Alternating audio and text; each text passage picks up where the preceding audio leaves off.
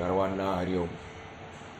शुकासारिखे पूर्ण वैराग्य ज्याचे, वसिष्ठा परी ज्ञान योगेश्वराचे.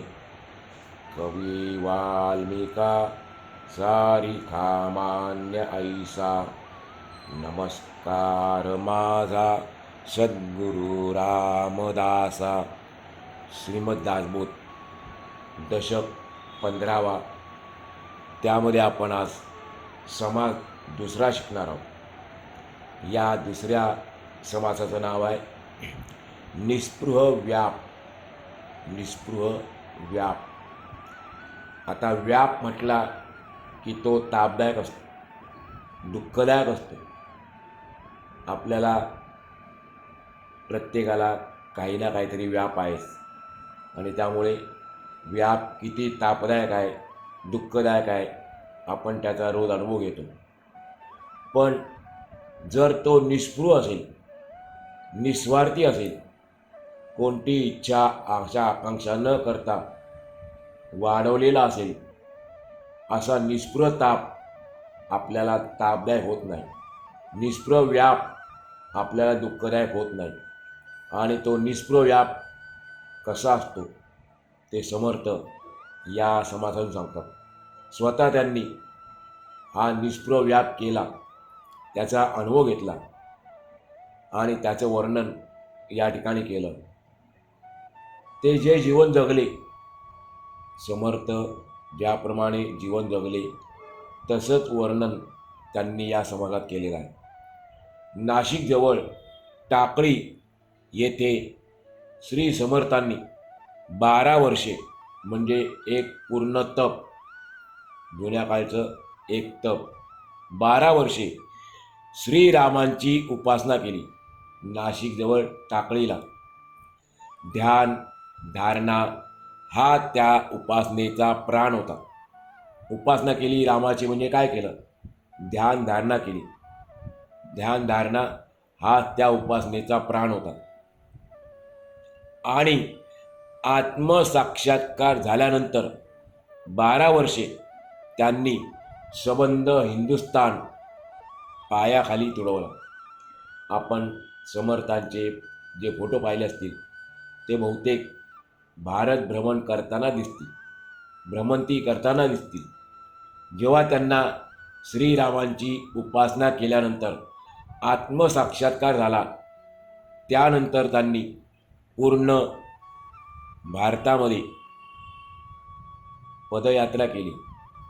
त्यावेळेला कदाचित वाहनं असतील नसतील, पण त्यांनी पूर्ण हिंदुस्थान, पूर्ण भारत पायाखाली तुडवला. तेव्हा त्यांना कोणता अनुभव आला? समर्थ सांगतात, आपल्या भ्रमणामध्ये, भटकंतीमध्ये त्यांनी एकंदर भारतीय समाजाची दैन्यावस्था पाहिली. भारतीय समाज त्यावेळेला दैन्यावस्थेत होता, केविलवाण्यावस्थेत होता. मग अशी काय अवस्था होती त्यांची?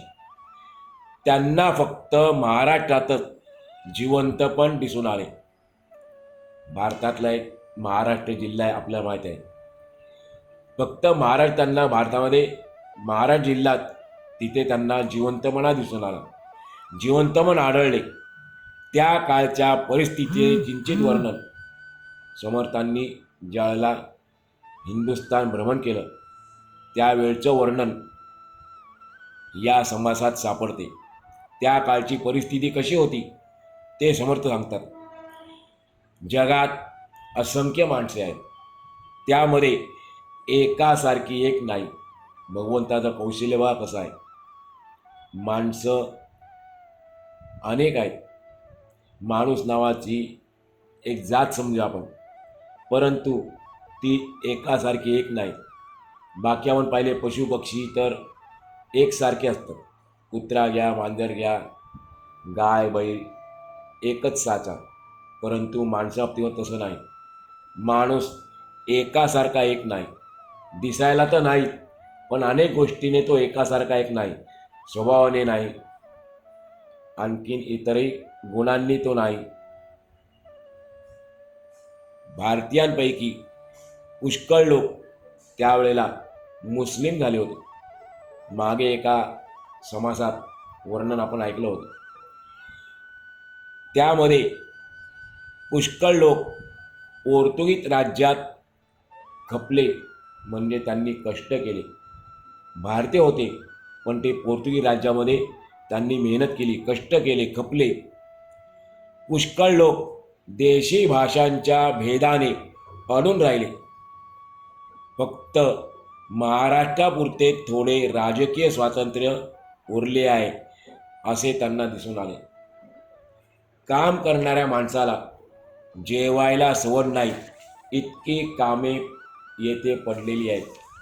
काम करणारा आहे, ज्याला इच्छा आहे, ज्याचा स्वभाव आहे, त्याला काम करायला भरपूर कामं आहेत. अशी या ठिकाणी भरपूर कामे पडली आहेत. कोणी युद्धात गुंतले आहेत. त्यावेळेला कोणकोणती कामं करायचे, अर्थात कोणत्या कामात माणसं अडकलेली होती. कोणी युद्धात गुंतले होते, कोणी व्यापारात, तर कोणी पोटा पाण्याच्या धंद्यात गुंतले आहेत. बुद्धीच्या क्षेत्रातही असा गोंधळ आहे. षडदर्शने दर्शनशास्त्र आहे, ते 6 प्रकारचं आहे. त्यांना षडदर्शन म्हणतात. ती दर्शने आहेत नाना प्रकारची पाखंड मते, म्हणजे ढोंगी मते आहेत. जगात इकडे तिकडे सगळीकडे उपदेश चाललेला आहे. ज्याला बघावं तो दुसऱ्याला उपदेश करतो, त्याला सुधारण्याआधी, पण स्वतः मात्र बिघडलेला असतो. अशी परिस्थिती आजही आहे. जगामध्ये इकडे तिकडे सगळीकडे उपदेश चाललेला आहे. आणि उरले सुरले जे लोक आहेत त्यांना स्मार्त आणि वैष्णव आपापल्या संप्रदायात ओढतात. हे 2 संप्रदाय आहेत. नाव ऐकलं असेल. स्मार्त म्हणजे भगवान शंकराचे जे भक्त आहेत त्यांना स्मार्त म्हणतात, आणि वैष्णव, विष्णूचे भक्त, त्यांना म्हणतात वैष्णव. स्मार्त आणि वैष्णव उरल्या सुरल्या लोकांना आपापल्या संप्रदायात ओढतात. कित्येक कामनेचे भक्त व्रत वैकल्याच्या नादी लागलेले आहेत. कित्येक लोक असे आहेत की आपली इच्छा पूर्ण व्हावी, मनातली इच्छा पूर्ण व्हावी याच्याकरता अनेक प्रकारची व्रत वैकल्य करण्याच्या नादी लागलेले आहेत. वैदिक लोक त्यांचा द्वेष करतात. त्यामध्ये पुन्हा हरिदास लोकांना आपल्याकडे ओढतात. अशा रीतीने खरे ज्ञान फारच दुर्लभ आहे. पण ही अशी दैन्यावस्था पाहून समर्थ माऊली गप्प बसले नाहीत. कारण संतांना जगाच्या हिताचा कळवळा असतो. बुडतही जन न देखही डोळा, येतो कळवळा म्हणून या. संतांना हे जग बुडताना पाहून करुणा येते.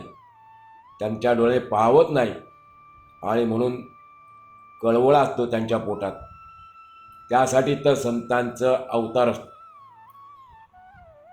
दैन्यावस्था पाहिली भारताची, आणि माऊलींना, समर्थ माऊलींना गप्प राहले नाही.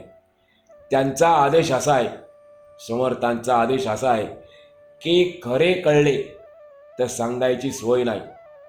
हे जरी खरे असले, खरे कळले तर सांगायची सोय नाही, हे जरी खरे असले तरी विचारवंताला ज्ञान सुलभच असते.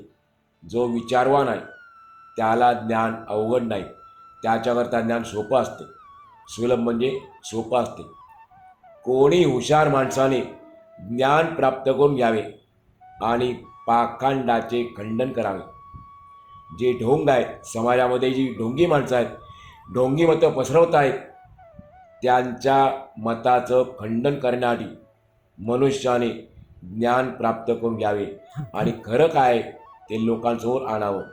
कारण पाखंडी लोक काय करतात, खरं काय ते लपवतात आणि खोटं जग नाटतात. ढोंगी असतात ते.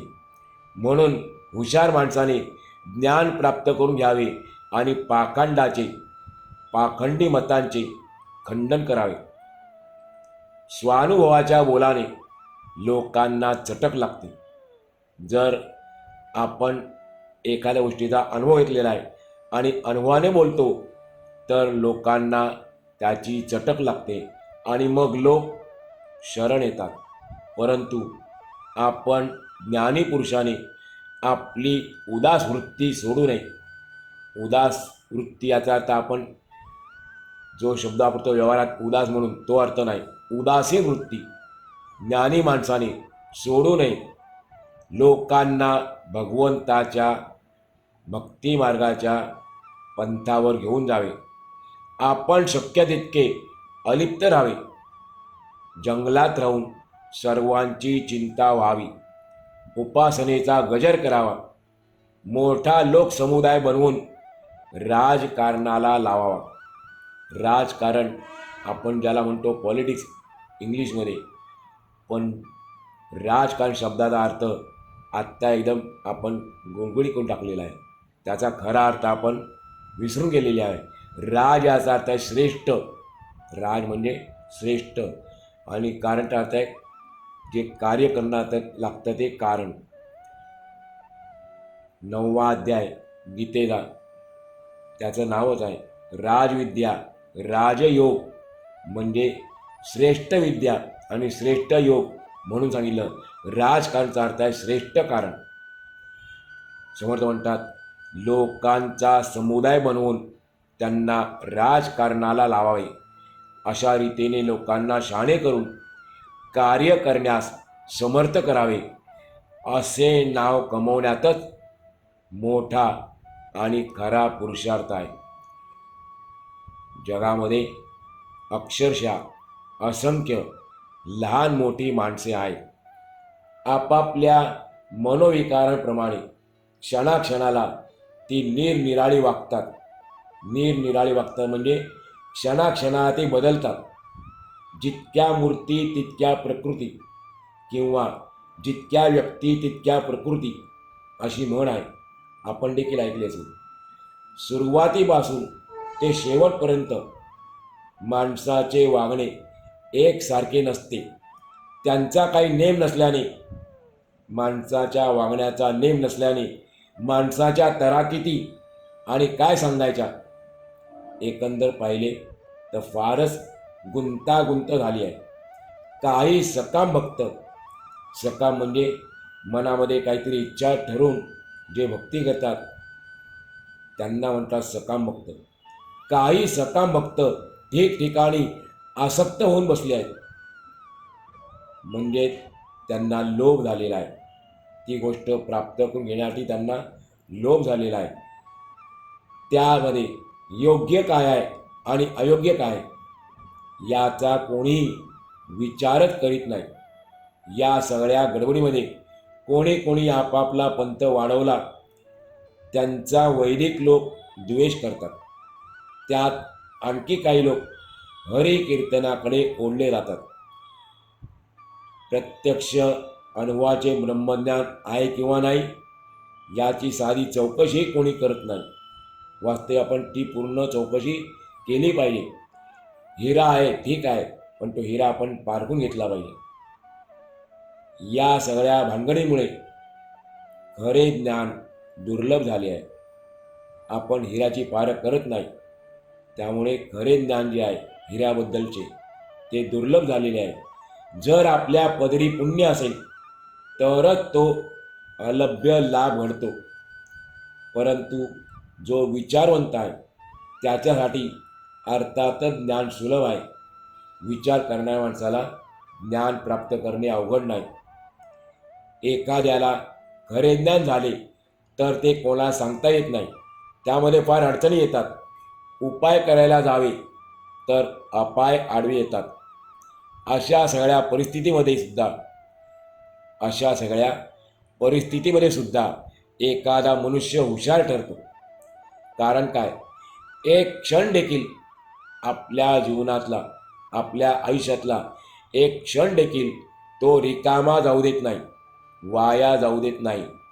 तो चतुर, बुद्धिमान आणि तारतम्य बाळगणारा असल्याने सर्वांना आवडतो. कोणते गुण असतात त्याच्यामध्ये? तो चतुर असतो, बुद्धिमान असतो आणि महत्त्व म्हणजे त्याच्याकडे तारतम्य असते. असा मनुष्य सर्वांना आवडतो. परिस्थिती चांगली नाही ही गोष्ट खरी, परंतु चतुर ज्ञानी पुरुष कोणत्याही कशाही परिस्थितीतून मार्ग काढतो. त्याला अनेक विषयांचे ज्ञान पाठ असते. तो बोलू लागला की ते ज्ञान धडाधडा बोलू लागतो. आपल्या ज्ञानाच्या सामर्थ्यावर तो वाकडी वाटसुद्धा सरळ करतो. एवढे सामर्थ्य त्याच्यामध्ये असते. कोणामध्ये? चतुर पुरुषामध्ये. त्यालाच म्हणतात ज्ञानी पुरुष. लोकांना अज्ञानाच्या झोपेतून जागे करून त्यांना शहाणे करण्याचे अनेक मार्ग तो जाणतो. समर्थ वर्णन करतायत ज्ञानी पुरुषात, चतुर पुरुषात. लोकांना अज्ञानाची झोप लागलेली आहे, गाढ झोप लागलेली आहे, पण त्यांना त्या अज्ञानाच्या गाढ झोपेतून जागे करून त्यांना शहाणे करण्याचे अनेक मार्ग तो चतुर पुरुष जाणतो. तो लोकांचे अंतःकरण ओळखतो. त्यामुळे त्याचे निरूपण ऐकल्यानंतर, त्याचे वचने ऐकल्यानंतर लोकांना त्याची चटक लागते, कारण ते त्याचे अनुभवाचे बोल असतात. आपल्या अनुभवाच्या लोकांची इतर मते आणि मतांतरे तो जमीनदोस्त करून टाकतो. अर्थहीन परंपरा सोडून तो लोकांना बरोबर योग्य तेच मार्गदर्शन करतो.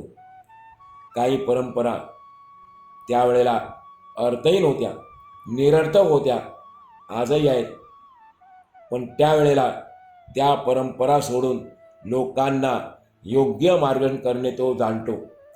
त्याचे बोलणे बरोबर लागू पडणारे, प्रभाव टाकणारे आणि संशयाचा नाश करणारे असते. अशा माणसाला ज्ञानी पुरुष म्हणायचं. कोणाचं? ज्याचं बोलणं बरोबर लागू पडतं, प्रभाव टाकतं आणि संशयाचा नाश करतं, त्याला म्हणायचं ज्ञानी पुरुष. प्रसंग कसा आहे हे तो बरोबर ओळखतो. आपल्या वैराग्याच्या वृत्तीच्या बळाने तो उठून चालता होतो, पण स्वानुभवाचे ज्ञान देऊन तो जातो. आणि त्यामुळे स्वानुभवाचे ज्ञान असल्या कारणाने लोकांना त्याची चटक लागते. मग इतर नाना प्रकारचे मार्ग सोडून लोक त्यालाच शरण जातात, पण त्याला कितीही शोधले तरी तो आढळत नाही. समाजामध्ये तो आढळत नाही. त्याला किती शोधले तरी तो दिसत नाही. तो कोणत्याही एका जागी सापडत नाही. त्याचा वेश पाहिला तर अगदी साधा हीन दिनासारखा. स्वतः गुप्त राहून तो बरीच कार्ये करतो. बाहेरून दिसायला तो अगदी भिकाऱ्या दिसतो. एखादा भिकारी कसा राहतो तसं तो बाहेरून दिसतो, पण त्याचे यश, त्याची कीर्ती आणि त्याचा प्रताप जिकडे तिकडे आपोआप फैलतो. फैलतो म्हणजे पसरतो. त्याची कीर्ती आपोआप पसरते. त्याचे यश, त्याचा प्रताप, त्याचा पराक्रम सगळीकडे आपोआप पसरतो. ठिकठिकाणी लोकांना तो भगवंताच्या प्रेमाकडे वळवतो, पण आपण स्वतः तेथून तो गायब होतो. कोणी आपला मत्सर करील, कोणी आपला द्वेष करील, अशा गुंतागुंतीत तो अडकतच नाही. तो डोंगराच्या घळीत जाऊन राहतो. समर्थ देखील घळीमध्येच राहायची. ती घळी आजही आहे. हा ज्ञानी पुरुष एखाद्या डोंगराच्या घळीत राहतो. तेथे त्याला कोणी भेटत नाही, पण तेथे राहून सुद्धा तो सर्वांची सदैव काळजी वाहतो. डोंगरात अतिशय अवघड ठिकाणी तो राहतो. तेथे डोंगराळ लोकांची वस्ती असते. त्याचे वास्तव्य नेहमी तेथे असले तरी जगातील लोक त्याला शोधत शोधत तेथे येतातच. ज्याच्या समोर लोकांचे काही चालत नाही, त्याची थोडीसुद्धा कल्पना येत नाही. समूह करून तो लोकांना राजकारण करायला शिकवतो. समूहाने समूह निर्माण होतात, त्यामुळे मोठी संघटना उभी राहते. अशा रीतीने तो गुप्त राहूनही समाजावर त्याची सत्ता चालते. समर्थांनी आपल्या आयुष्यामध्ये हेच कार्य केलं, लोकांना संघटित केलं. कारण त्यांना माहीत होतं संघशक्ती कलियुगे, या कलियुगामध्ये जर शक्ती कोणती असेल प्रभावी, तर ती लोकसंग्रह करण्याची, लोक एकत्र येणं ही कलियुगाची शक्ती आहे. आणि म्हणून समर्थांनी गुप्त राहून हे कार्य केलं. परंतु ते गुप्त राहिलेले असले तरी पण त्यांची समाजावर सत्ता चालत होती. ठिकठिकाणी त्याच्या अनुयायाचे समूह असल्याने माणसे त्याच्याकडे आकर्षित जातात, ओढली जातात. समाजामध्ये सगळीकडे सर्व दूरपर्यंत परमार्थ बुद्धी पसरते. त्यामुळे जागोजागी उपासनेचा मोठा गजर ऐकू येऊ लागतो. अशा प्रकारे आपल्या स्वानुभवाच्या बळावर, स्वतःच्या अनुभवाच्या बळावर तो अनेकांना मुक्त करतो. लोकसंग्रहाच्या अनेक युक्त्या त्याच्यापाशी असतात. लोकांना एकत्र कसं आणायचं, लोकांवर आपला योग्य प्रभाव कसा टाकायचा आणि लोकांचा संग्रह कसा करायचा, याच्याबद्दल त्याच्यापाशी अनेक युक्त्या प्रयुक्त्या असतात. त्यांचा वापर केल्याने लोक त्याच्या सहवासात येतातच आणि शहाणे होतात. प्रत्येक ठिकाणी लोकांना त्याच्या ज्ञानाचा प्रत्यय येतो, त्याच्या आगाध ज्ञानाचा लोकांना अनुभव येतो. अशी कीर्ती संपादन म्हणजे प्राप्त करून जाण्यातच, अशा प्रकारची कीर्ती संपादन करण्यातच संसारात येण्याचे सार्थक आहे. समर्थ रामदास स्वामी आपल्या सांगतात की अगदी सहजपणे, अगदी थोडक्यात, खुणेपणाने म्हणजे खुणेने मी हे तुम्हाला सांगितले. अशा प्रकारे श्री दासबोधाच्या 15 दशकातील निष्प्रभ व्याप लक्षण नावाचा दुसरा समाज पूर्ण झाला. आज आपण या ठिकाणी आजचा पूर्ण करूया.